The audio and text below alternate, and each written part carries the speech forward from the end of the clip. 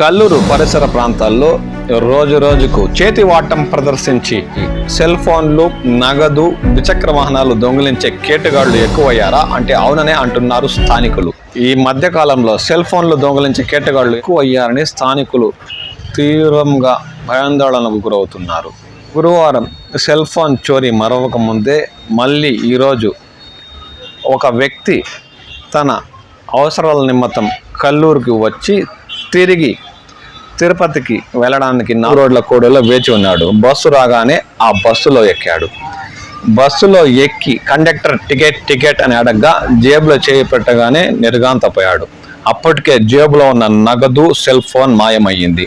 దీంతో అతను గబగబా అక్కడే బస్సు ఇంద్రానగర్లో దిగేసి నడిచి తిరిగి బస్టాండ్కి వచ్చి వెతకగా అప్పటికే కేటగాళ్లు ఎప్పుడో మాయమయ్యారు.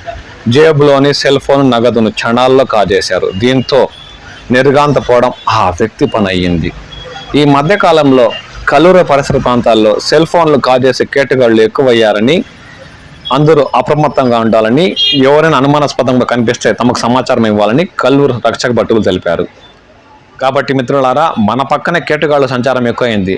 పోగొట్టుకొని బాధపడడం కన్నా వాటిని జాగ్రత్త పరుచుకొని అప్రమత్తంగా ఉండడమే మేలు. కాబట్టి మిత్రులారా, తస్మాత్ జాగ్రత్త.